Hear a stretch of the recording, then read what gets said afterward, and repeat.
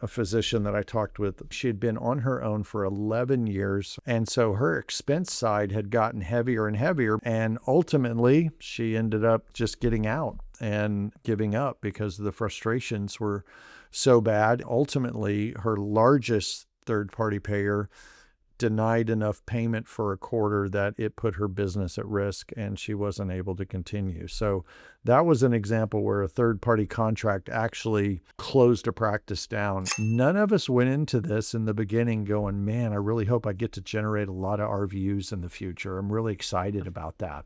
We don't really talk about that. The gamesmanship, if you will, of medicine and that revenue cycle of medicine is something that just sort of gets thrust upon you. We took a oath as physicians, right, to do no harm. And we unintentionally do harm to patients in a volume-based model that's financial harm. We don't really understand what we're ordering, where we're ordering it from, what the actual cost is going to be. We take the blinders off here in direct primary care, and we are able to open our eyes to all of that, and we're able to actually pay attention, and we have the time and the energy to dedicate to actually being advocates for our patients, even in that arena. I felt very bad when I transitioned and the blinders kind of came off, and I was like, oh my gosh, I have actually caused harm to people over the years, unwittingly, unknowingly. There's a lot of doctors in the fee-for-service world that would say, man, I wish I could do what you're doing. There's none of our doctors that go, man, I really miss that. I wish I could go back to that. Being a founder of a business and entrepreneur, the role of visionary, this is often the person, this is the idea person, this is the dreamer, this is the one that can see a way forward. They're not typically detail-oriented people. The integrator is the one that takes that and says, okay, here's what has to happen. They're the operator. They're the ones that they have got to implement all of the necessary steps to move things forward. Unfortunately, because doctors are in general highly capable, highly intelligent people, we tend to believe we can do a lot more than we really can. And so we're very poor at asking for the right help at the right time. And so I think as doctors talk about scaling practices, they have to be willing to get the help they need. Hello, everyone, and welcome back to Scaling Practice Management, where we help practice managers grow smarter, not harder. My name is Jakub Grajcar. I'm the head of marketing at Talkie AI, where we help medical practices stop the phone from ringing off the hook and unburden their front desk team with AI medical receptionist agents, and we're already helping over 300,000 patients every month. My guest today, I'm very excited to introduce Dr. Kyle Rickner, co-founder and chairman of Primary Health Partners. Primary Health Partners is a direct primary care organization based in Oklahoma, spanning 11 locations and nearly 30 providers. Dr. Rickner, so stoked to have you on the show. Glad to be here. Thanks for having me, Jacob. Yes, I'm super excited to have you. I think for the topic of this particular episode, already the intro kind of spoils what we're going to talk about, because direct primary care is going to be one of our topics for today, but not the only one. And we're not going to get into that right away. Dr. Rickner, you're becoming the subject of an experiment right now. I typically always ask the same question at the beginning, but today you're going to get to choose. You've got 4 categories of questions, and you can pick any of the 4 categories and you'll get a different question. The categories are music, food, travel, or fun. Let's do travel. Travel. Well, what's the most interesting place you've been to? Well, interesting. I would maybe substitute the word favorite. I've kind of landed on loving going to Cabo in recent years. For me, It's like this arid climate meets the ocean and getting to be out by the water and not sweat. And we found a particular place there that we love. So I've been one to typically go different places all the time, but we finally found a place that we just love going back to often. So for me, it's been discovering the Baja Peninsula and Cabo down there at the tip of it. Okay, that's great. Other than the climate, what do you like about it, and what do you do there typically? Well, we found this resort that absolutely spoils you, and so the service and the food are just top shelf, and the accommodation. So when I go on vacation, I'm at that stage of my life where it's more about rest and relaxation than going and doing and packing it full of stuff. But so I get plenty of rest and relaxation. But they have opportunity. I am a little bit of an adrenaline junkie. So two things Okay. there that I've done repeatedly. There's a place about 30 minutes or so from the resort that is where you can rent these high-speed ATVs, and you can climb mountains and sand dunes and race along the ocean, and it is a blast. And so done that Sounds so fun. several times. And then the other thing is we've actually done humpback whale watching tour on wave runners. So we're out in the ocean with the whales, and been about 40, 50 feet from a big one. And so I love doing that kind of stuff. So that's what we love about going there. That sounds absolutely amazing. I can picture myself there almost, which is why I love asking questions like this, if I'm honest with you, Dr. Rickner. That's typically why I ask it, because I can vicariously also live through that, and I pick up all those different places that I can visit myself one day. That's right. Yeah. Yeah, that's awesome. That's excellent. Well, thank you for being subject to the experiment. I think it was a success, and I'll have more guests pick their category. I wish I had included pets in there as well. I just met, before we started recording, your dog, Magnum. How long have you had him? So Magnum's 7 years old, and he has spent a lot of time with me, and he's very used to being in our clinics and seeing our people. And so, yeah, so that's cool. You got to meet him today. Yeah, that's amazing. That's amazing. And yeah, I already shared on the team Slack. To be honest, this is one of the best episodes, and we haven't even started recording with the rest of the Talkie team. So thank you for that. Thank you for that. All right. So I'm already smiling from ear to ear. If you're listening, not watching, then you can see that. Then you can't see that. If you're watching, you can. Let's get into brass tacks then.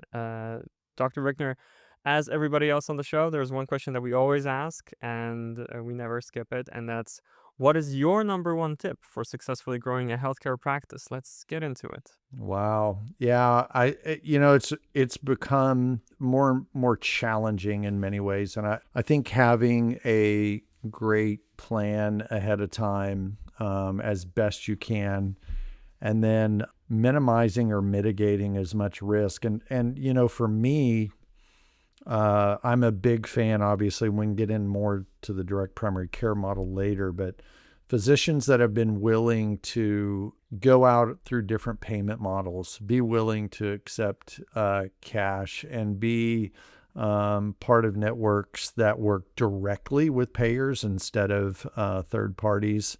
You're just increasing your chance of being more successful. Unfortunately, in our world, in independent practices, if they're heavily dependent or solely dependent on third-party payers, they can wreak havoc in your world and mess with your success at any point in time. And there's way too many stories for me to share about bad things that happen to great physicians trying to scale practice, where the payers really held them hostage and disrupted the ability to be successful. So being as dependent as little as possible on those outside entities, I think, can be a real key to success. Okay. I want to be sure I'm getting my concepts here right. So by third party payer, do you mean just simply put insurance companies, and then direct payment is from the patients? Well, exactly. So the third party payers, definitely the insurance companies, where you're operating under a contract or an agreement, and they have the right to refuse or deny payment Of course. at any time. Direct can also be direct to sort of employers, not just patients. And so the people that pay on behalf of the patient can be those self-funded companies, or even working directly with TPAs that actually pay providers directly. So there's opportunities to work in a direct pay mode where it's not just the patient paying the provider directly. I see. I understand. And one more thread to pull on here before we move on. So you mentioned that your number one tip is having a great plan ahead of time and mitigating risk. What's your advice for how to do that? I mean, planning is such a crucial skill for anything, really. So what's your advice there? Well, I think you understand the market where you're at, and what the Uh-huh. opportunities are in a given market. And healthcare is very local. So I always hesitate to talk about exactly what we've done as if, hey, this is exactly what needs to happen in every market. Every market's a little bit different. And so you'll need to know your local market and what are the opportunities there? What are the opportunities for the direct pay relationships? What do you have a practice history there? Have you developed a reputation that you can leverage, for example? And then really controlling the expense side as part of the plan. So how do I minimize my risk in terms of controlling my overhead and how do we run lean? So much Hmm. of, I'll tell the story about a physician that I talked with. This has probably been 6 or 7 years ago, who was very entrepreneurial, very motivated, had done great things. She had been on her own for 11 years. Her husband was actually her practice manager. And because of changes in reimbursements from third parties, she had had to diversify her practice. Well, she had done that to the point now where this was one doctor who ended up having 12 full-time employees to support her practice. And so Wow. her expense side had gotten heavier and heavier because she had to explore new lines of revenue over and over to circumvent or navigate the third party payer influence. And ultimately, she ended up just getting out and giving up because the frustrations were so bad. And ultimately, her largest third party payer denied enough payment for a quarter that it put her business at risk and she wasn't able to continue. So that was an example where a third party contract actually closed a practice down. And that's just one of several of those kind of stories. So you have to understand what you're dealing with ahead of time and try to plan and mitigate that as much as possible. Yes, yes. I can think of no better point at which to segue into the main topic of our conversation. Well, maybe one additional point when you're talking about controlling the expense side and running lean. We have these conversations all the time over here at Talkie because that's kind of part of how we fit into the picture. Some practices are automating the front desk, for example, using our receptionists. That's just something that popped up kind of along the way, but I mention that often on the show. Now, definitely, I mean, I'm still processing the story that you just shared. And I'm thinking that definitely leads me to the direct primary care model. Dr. Rickner, this is the first time that we're covering this on scaling practice management. So I would ask you to indulge us a little bit with the basics of it, defining the direct primary care model in your own words. Why is it on the rise? Why is it important? What are the benefits? Yeah, sure. Happy to do that. I think direct primary care, there's a saying that if you've seen one direct primary care practice, you've seen one direct primary care practice. However, there are some Hmm. basic tenets that are consistent if you want to define yourself as direct primary care. The first of which is you have a flat monthly membership fee. So that is your revenue source. It is a flat fee that is charged monthly. You'll see some different aging tiers, but other than that, it's a monthly fee. So that's the source of payment in this model. The second thing that is a central tier is that the panel size is restricted. So this can range anywhere on the very low end, 300 or so patients for a physician, to probably on the high end is in the 8 to 900 range. So just to contrast that, when I left the fee-for-service practice world, my panel was around 3,500. So it's a smaller panel. And the reason that's important is that's how you provide the accessibility for the patients and the time with the patients because you're taking care of that limited number. So that's the second major tenet. And then the third major tenet is the availability to the patients 24/7, so after hours. So it becomes the ability for the patients to connect with you and reach out to you whenever you need. So those are the three basic tenets. If I would say if a practice doesn't have any one of those three, I would hesitate to call it direct primary care. And then there's a lot of variations on exactly what happens within the practice after that, Hmm. to some degree. But that is the basic tenets of direct primary care. I see. I see. So one thing that caught my attention, you're 24/7 availability to the patients. What exactly do you mean by that? I mean, for yourself as a physician, of course, you're not available 24/7 yourself. So how does that work? Well, actually, we are available 24/7. So the physician is available directly to their patients Uh-huh. 24/7. This is Oh, sometimes a difficult concept because, first of all, we have a reduced number of patients. So there's a controlled number of patients that have that access. And then the second dynamic is because it's a controlled number, the ability to get in and be seen is not a barrier as in the traditional fee for service world. So really same day and next day availability is sort of the norm. And so patients are much less likely to access you after hours when they know they can get you during office hours. So it sounds ominous to say, oh, you're direct, but we are available directly. We don't use nursing lines or nurse call lines or call groups or anything like that. We are available to our patients. I mean, the word direct is very intentional in direct primary care. It is a direct relationship between the patient and the physician.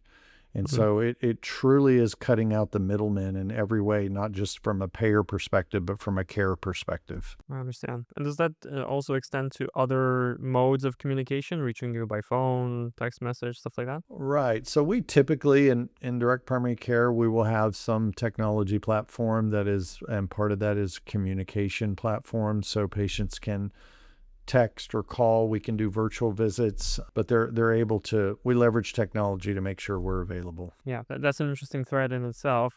Although I want to dig into that in just a moment from now. So while we're still on direct primary care in general, I can definitely see the convenience for patients, right? Better access to physicians, a more understandable payment model. I mean, I think the arguments make themselves.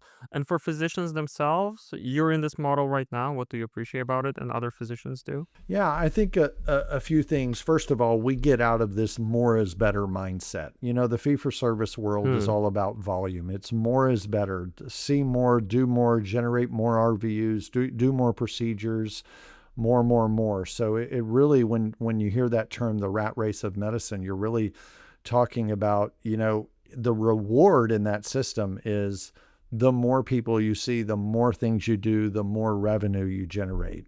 And so that has a law of diminishing returns towards the care side, where if a patient actually needs your time and attention beyond what is scheduled, it causes a great disruption in that. So, which is a great stressor for physicians. So, physicians can Mm. do that for a while, and then it begins to just really wear on you because you're trying to do the right thing for patients. And this volume based turnover cycle does not foster that at all. And so then you're trying to navigate care needs of patients with such limited time and resource because the system doesn't reward you for spending more time and doing what the patient needs. So for the physicians, we get the ability to slow down and spend time with patients. So in a very busy direct primary care practice, you're going to maybe see half the number of people you did in the world. That's on the real busy side. And there's a lot of days it's 1/4, you know, of the number of patients you would have seen before. So you're not in a rush. You can take your time. You can cover everything the patient wants to cover. And so this really just kind of calms the inner temperature of the doctor, which does the same for the patient, where Right. hey, I can, if you have any problems, let's talk about them. Not, oh, well, you get your one thing today, you know, you get your one complaint. And then if you have something else, you have to book another appointment. So it sort of gets you out of that. And so I think for the physician and the financial pressure of that model is it rewards you as long as you're there and you're doing it and you're going and you're generating. But heaven forbid you get sick one day and you're not there, you can't generate any revenue. And it becomes this stressor for physicians to constantly produce. And so that pressure actually also goes away in the direct primary care model. So it makes the motivation and the centricity of the model become the patient and the care of the patient and not the revenue. And Hmm. that is a very freeing thing for a physician. Very interesting. So it certainly sounds very appealing. I'm wondering what the conversations are like then between somebody like yourself and other practices that are not yet on this model, maybe considering this model. What are the typical doubts they might have about this, and how do you address those? The real concern is the transition. It makes Mm-hmm. sense to them. Oh, that actually sounds amazing. I would love to practice like that. But transitioning out of one model into another can be, a painful process. And when we were recruiting new doctors, I tell every one of them the same thing. I make them 3 promises. I said, well, the first thing I'm going to promise to you is transitional sacrifice. You're going to find you're going to have to sacrifice something in this transition. The second thing is you're going to have some transitional risk. You're shifting your life in a different direction and your income in a different direction. And so here at Primary Health Partners, we do our best to mitigate both the risk and the sacrifice, but to do it 100%, you can't do it. But then the third thing I promise is fulfillment. It's like once they go Right. through it and get through it, it actually makes sense. And some physicians are in a position where they feel somewhat comfortable with what they're doing right now. They're in the volume-based world, but they're really good at it. They know how to play the game. They know how to code. They know how to make sure that their revenue is maximized for whatever it is they do or the time they spend. And so there's a level of satisfaction that if your income gets to a certain level, you're willing to put up with quite a bit.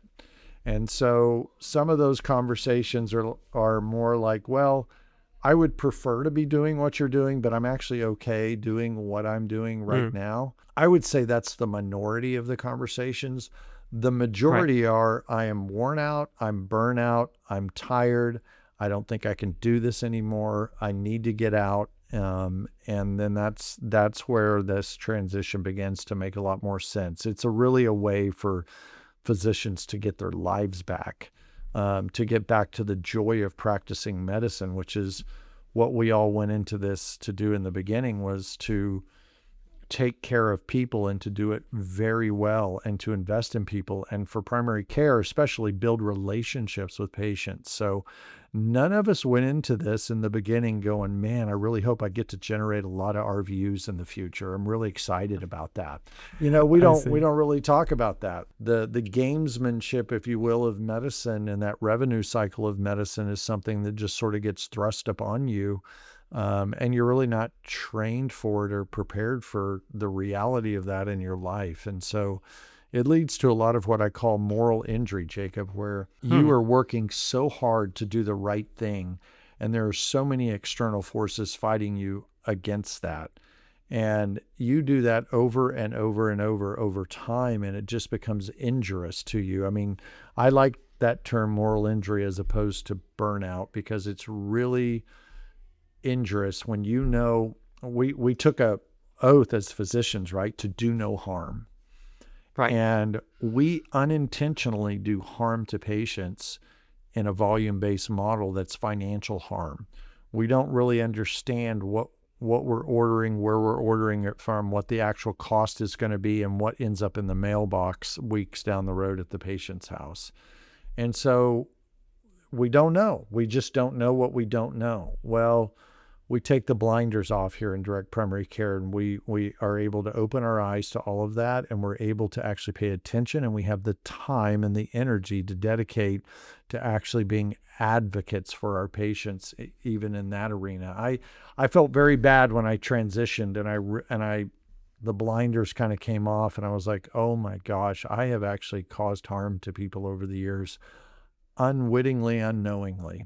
And so once that's very, very freeing to realize I can help them not just with medical problems, but with navigating the system and really advocating for them and making a difference that way. So the level of fulfillment actually goes up with that as well. You make this case very well, I would say, Even as a marketer, I have to say, the arguments are compelling.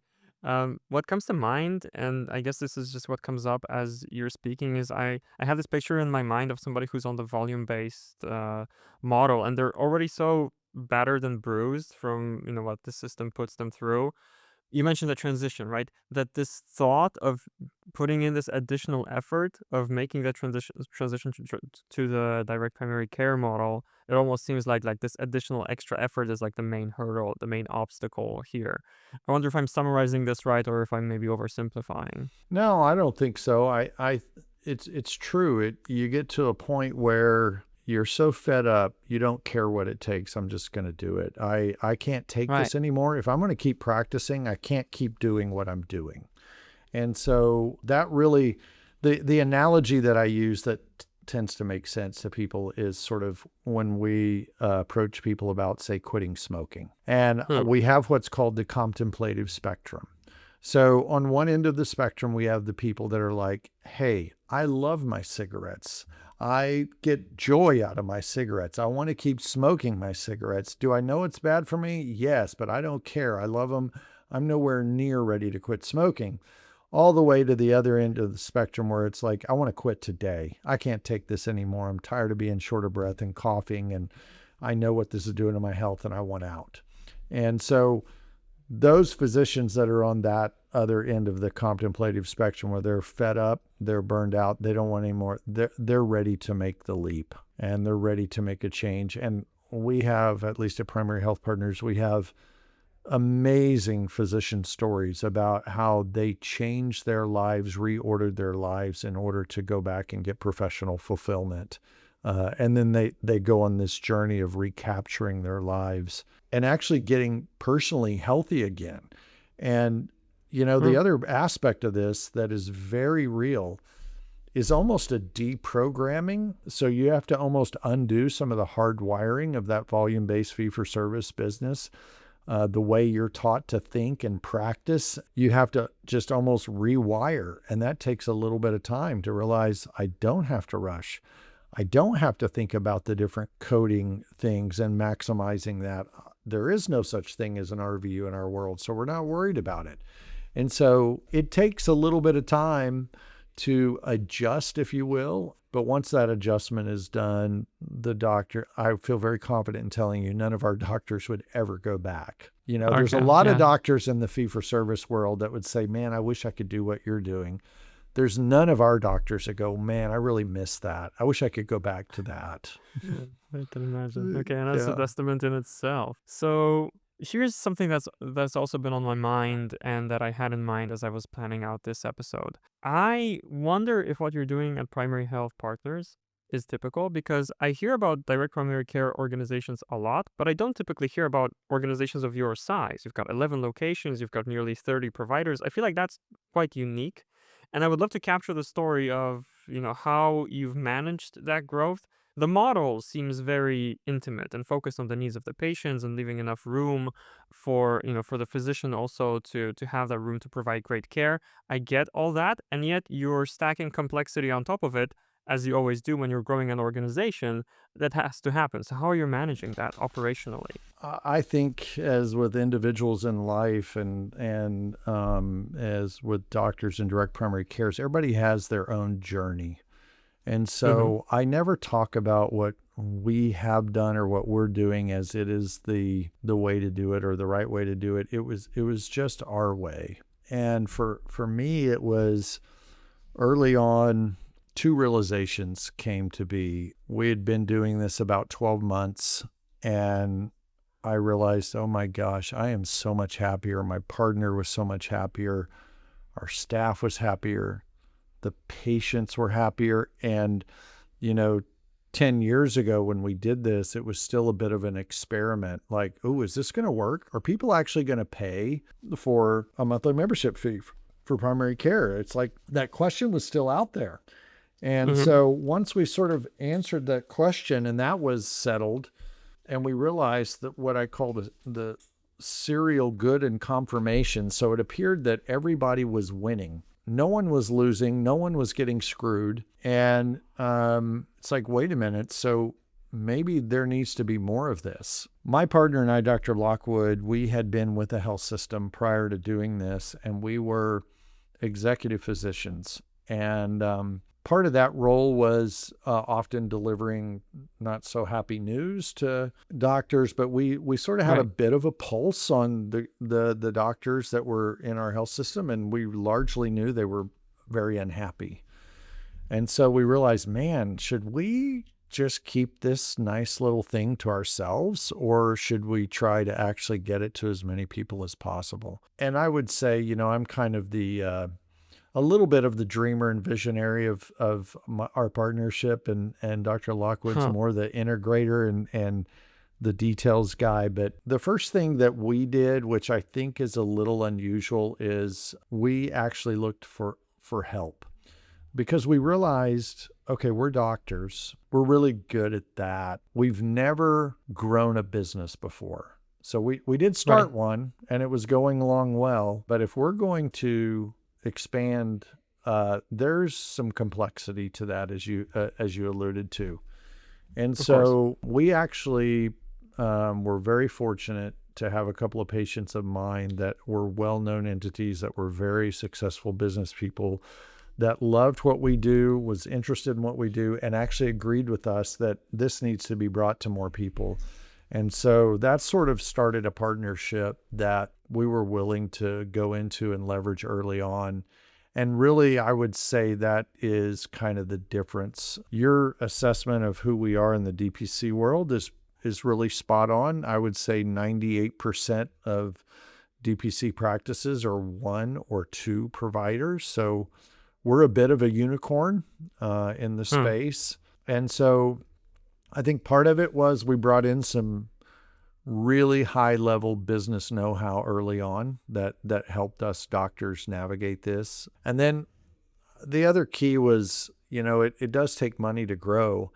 And we were fortunate in that we had actually had a history of a part of a career of doing clinical research. And so we had started doing that again. And we decided we could use the revenue from that to help grow the practice. And so we leveraged that. That again was I guess you want to say it's a tough decision. It was deciding not to put the money in our own pockets and to put it into the business, and with the mission of growing this. So I would say early on, once we decided to expand, we became very missionally focused. Like, our focus was to bring this to as many people as possible, rescue as many doctors as possible, and forge our own path and our own journey. And that's what we're still doing today.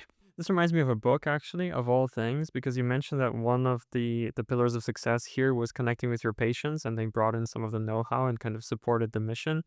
It reminds me of a book by Dan Sullivan called Who, Not How. It's one of my favorite books of all time. I Okay. don't know if you've heard about it. I have not. But the idea is in the title, right? It's not about finding how to do things or how to grow your business, solve your problems, but who you can connect with to resolve that and remove these obstacles. And this connects perfectly to me here. I'm always happy to plug that book, so I had to. Another one is okay. You mentioned the visionary and the integrator. It takes me back to my days of working at a marketing agency, and this EOS model was super popular there. That's Yeah. from that, right? That is. Yep. Good Okay. pickup, Jacob. No. Yeah. The entrepreneurial operating system. Yeah. Okay. I was not expecting that. That's the other part of this journey, is being Huh? willing to just say, hey, I don't know what I don't know, and I have a lot to learn. And so we were willing to learn as much as we could about what it means to grow and scale a business. Yeah. Do you think actually following that model was useful to you as well? That you're the visionary, Dr. Locke was the integrator? Well, we were following it before we were aware of it. It I was see. very Okay. interesting that a lot of the components of EOS we were kind of already doing. He and I just knew each other very well, and so we knew and understood our roles and our strengths. And that's very unusual. And let me just back up to say this as well. In the world of direct primary care, it's also very unusual that two doctors started together. Typically it's one, and then maybe later another one will join, but the two of us doing it together, and then us leveraging each other's strengths and understanding what those were, because we'd worked together for 10 years prior to this. So we were known entities to each other, and I think each of us sort of realizing, hey, I'm going to let him do that, and I'm going to let him do that, and we just had agreement around our role, and I think that was very important early on. I'm just realizing for somebody who is hearing EOS and visionary and integrator, and we're basically speaking Martian to them, could you explain the system in your own words? Sure. So, and I may oversimplify, but I think so. In terms of being a founder of a business and entrepreneur, the role of visionary, this is often the person, this is the idea person, this is the dreamer, this is the one that can see a way forward. They're not going to get too involved in the details. They're not typically detail-oriented people, but it's usually their vision or dream that draws people in and moves a mission forward. The integrator is the one that takes that and says, okay, here's what has to happen. They're the operator. They're the ones that they have got to implement all of the necessary steps to move things forward. Visionaries are typically not good at that. And integrators are the ones that kind of can operationalize a vision, for lack of a better term. And then understanding those roles, and then really within EOS, identifying what are the important elements. What are your rocks, right? What are the Yeah. important elements within your business that you need to identify and focus and work on? And that may be in every given area. So as you grow and you have a diversification of labor and responsibility, you can assign tasks that are related to the overall goal. So everybody's aware of the overall goal and everybody's moving towards that goal, but everybody has their role to play. So it really helps define everyone's role, and it provides a framework for meeting those responsibilities and holding everybody accountable. So that's a super brief Cliff Notes version, but Thank you. And that really takes me back. I remember when I was at an EOS organization, we did use rocks. So rocks being these big goals that the pebbles in the sand kind of organize around, not the other way around. We had company rocks and then team rocks, individual rocks. I remember working through that system, and it definitely keeps you focused because you discuss the rocks week after week and you keep laser focused on them. So yes, and I feel like that might be a useful lesson for the watchers and listeners to look at growing their practice in this kind of way. It's interesting how this ties back to just operations in general. So I'm glad our conversation went there. I'm curious about, well, another thing that I'm curious about is I wonder if there's more to this. So, this story of growth, were there other obstacles here that we haven't covered yet that you had to tackle, and how did you manage them? of course there is. I would say at the forefront of that was recruiting physicians. It's a unique thing, and being able to help them navigate their transition. That's a whole process. It's a whole thing. So that I wouldn't say it was an obstacle or a barrier. It was a challenge. It was an opportunity. Hmm. And then I think getting into the spaces, defining what is your space, what does it look like, where are you going to put it, and then you're operationalizing multi-site. So I have a sort of a mentor that has been down this road for 30 years. And he gave me some great insight, and it turned out to be true. It's really, really hard to start the first one. Like Hmm. just getting started, getting it off the ground and getting it going. It's not so hard to start the second one. And then starting the third one is a really big challenge. There's just some operational mechanisms and barriers that come into play when you're doing that third one. And then honestly, from 3 to 10 or so, you sort of develop a pattern of doing it. But then the complexities grow from there. We have not Interesting. opened a clinic it's been a little over a year, which was unusual but a part of it is just settling in. Like you said, we have 11 of them. And so, managing that, making sure you have all the right people and they're in the right seats and they're doing the right jobs, and making sure operationally you're super solid, because as you're growing, the challenges are operationalizing while scaling. So making sure that your processes and your operations don't break down while you're trying to grow, because you can break your own organization.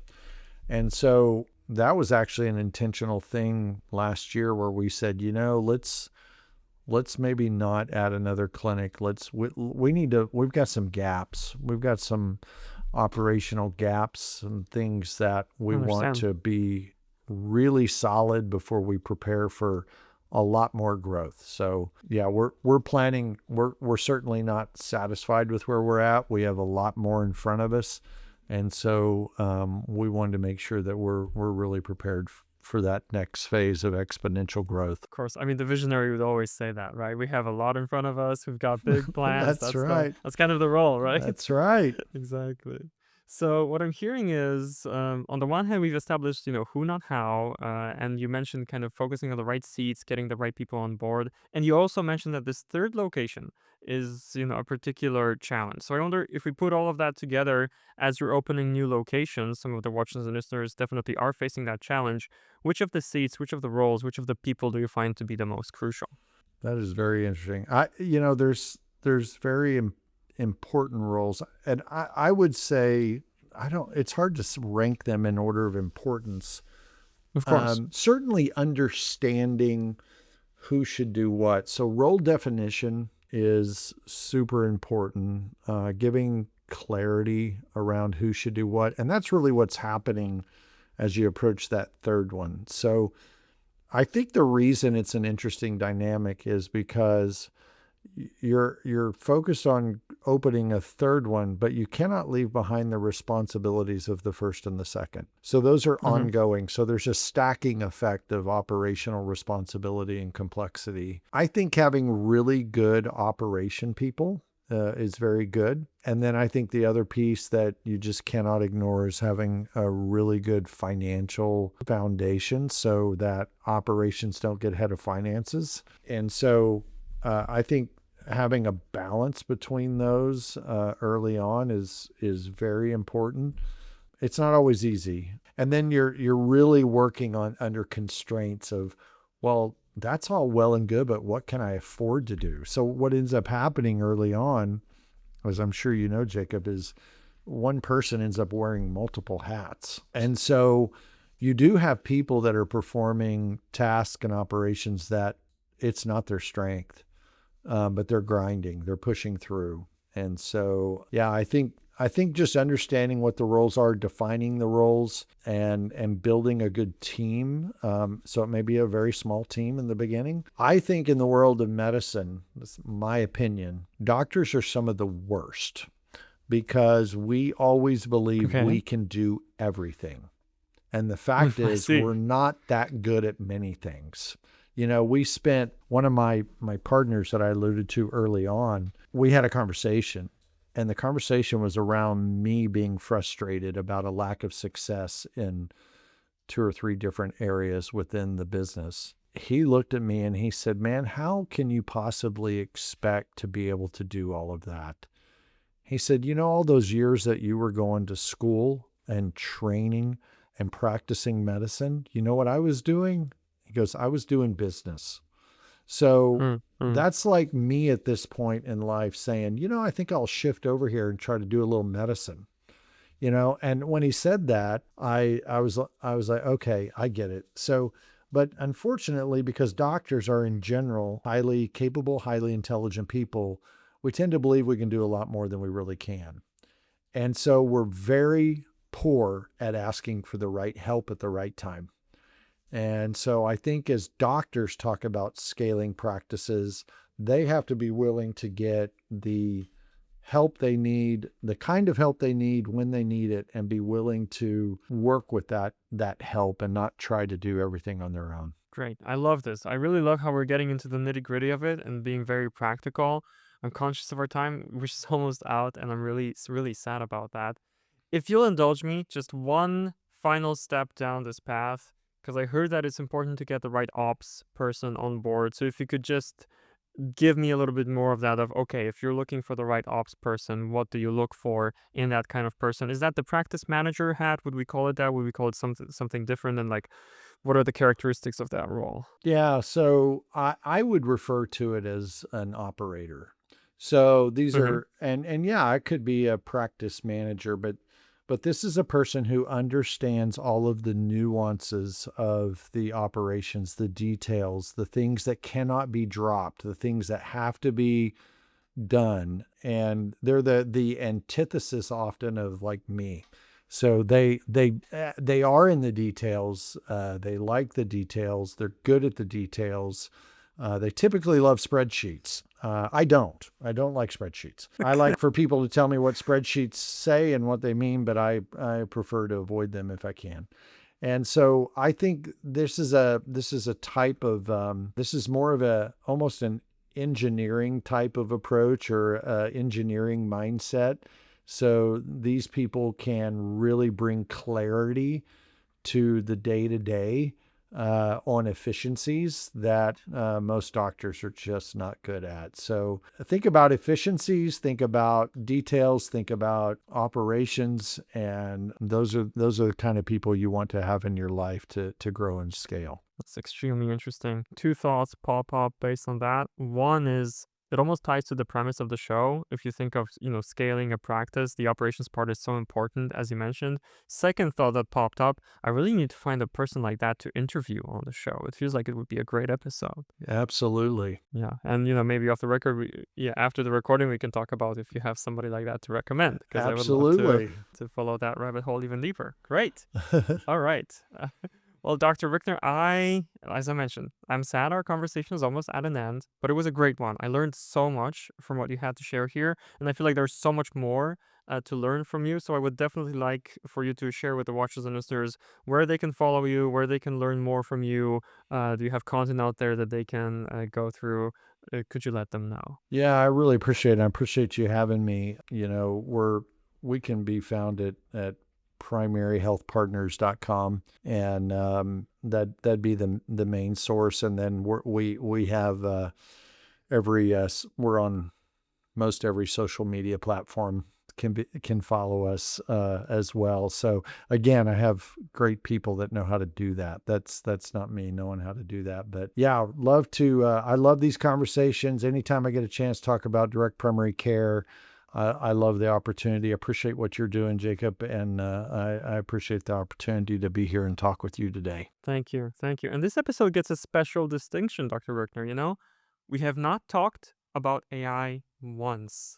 Very Other good. Than me mentioning it. I'll take it. The only podcast right now where we didn't mention AI. It's amazing. Yeah, that's good. I just realized. Hey, we need people too, Jakub, Yeah. I mean, unpopular opinion these days, maybe. Right. There you go. All right. Well, you fine people, we assume, watching and listening, thank you so much for joining us here today. Our YouTube channel just turned 1 year old just today, so be sure to subscribe to make it grow and make it nice and healthy and strong. We're also on the podcast platforms. Give us a following and rating and all that good stuff. Thanks for joining. Really enjoyed this conversation. Tune in for more coming soon.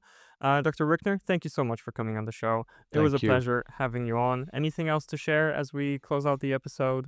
I think we're good. Thank you, Jakub. Appreciate it. Yeah, this was really great. So thank you, watchers and listeners, so much for joining us here today. And I'll see you next time. Bye-bye. Take care.